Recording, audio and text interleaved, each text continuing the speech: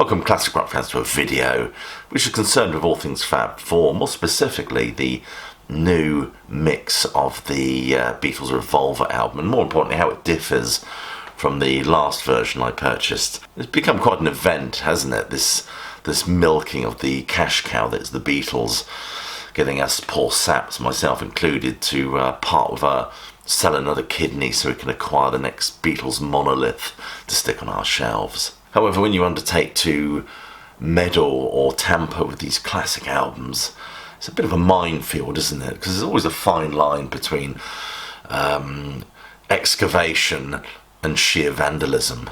I must admit, one of the things I take away from this exercise is I'm absolutely psyched by the technology developed by Peter Jackson, this ability to isolate these different sound elements, improve them, clean them up, and put them all together like this sonic jigsaw.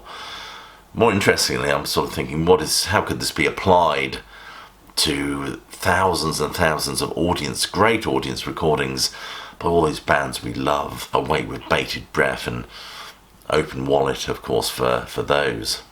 So let's delve straight into it. Let's talk about the individual tracks, if you'll forgive me for referring to my notes. The first one obviously is Taxman. And the first thing that's noticeable about Taxman is the removal of that hum, the hum of the amplifiers, before we get that counting down to the intro of the song. If you want to hear that specific hum, you have to go to one of the outtakes. I think it's outtake 11, I think on CD 4. Unlike the original stereo mix where everything was dumped into the right channel, there's all those sort of percussive overdubs. Guitar and vocals are now spread out quite nicely, I think. The 2022 mix inverts them to the opposite channel or centres them, so the whole thing feels more balanced, I guess.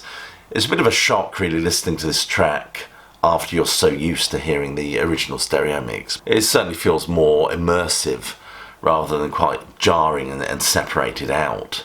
Eleanor Rigby is interesting, as they've tinkered with the whole damn thing. Especially with the vocals, the entire structure and presence of the original has kind of shifted on this one. The main difference, of course, is McCartney's vocal tracks, which are now panned to the left and right channels throughout the song. What it does overall is it makes the whole thing feel a little bit more contemporary. The problem with those original 60s stereo mixes is that a lot of them are just pretty awful, really. I mean, the Beatles, stereo mixes tended to be an afterthought. Most of the attention was lavished on the mono mix.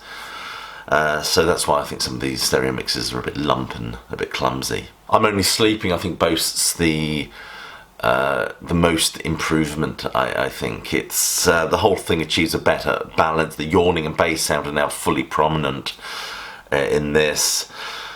And it's more, as I've said before, it's more commensurate with a contemporary sound design. Love You Too is quite interesting. I think there's a second longer in terms of a play out on this one than there was on the original stereo mix. It's a sitar note at 2 minutes 57, which wasn't heard in the previous stereo mix. And the guitar sound is also slightly different, less apparent, I think. Here, There and Everywhere is one of my favourites on this album. Some of the nuances of Paul's voice are much more apparent in this new mix, as the voices are better separated out, I think. Yellow Submarine is also interesting because they've missed out that first chord, and the vocals feel slightly different as well.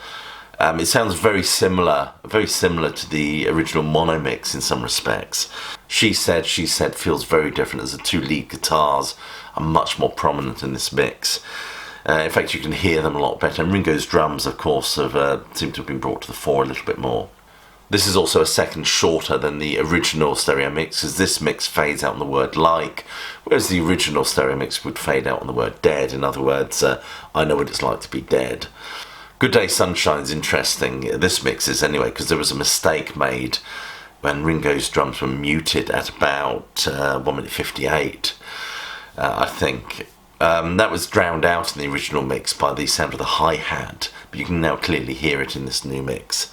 And Your Bird Can Sing, I think the vocals sound different on this.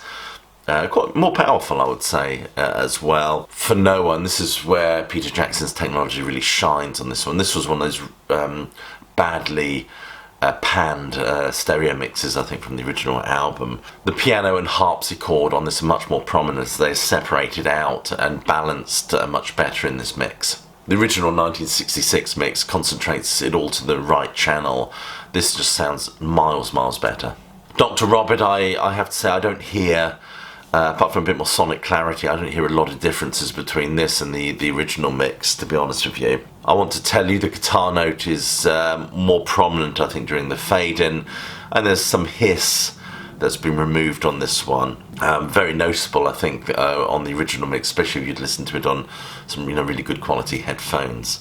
I've got to get you into my life. The one thing I really love about this is the organ that was actually played by John Lennon was faded out and then faded back in on the original stereo mix. They don't do that at all with this. They just allow it to play. The mono mix of this was originally more interesting, as I think we got a slightly longer ending to it with a little more improvised ad-libbed vocals from Paul McCartney. If my memory serves me right, it's been years since I listened to the original mono mix. Tomorrow Never Knows is a wonderful mix. The bass is really full. It leaves the listener feeling as if you're surrounded in this kind of psychedelic maelstrom. I think it's fabulous. So there you are, that's my first initial impressions of the new stereo mix of Revolver.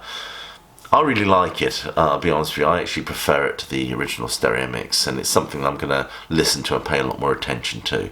I just wanted to get this video out there to get some sort of response to this album. I'd love to know what you think of it. Are you enjoying it, or perhaps not? I don't. Leave your comments below, let me know whatever camp you fall in.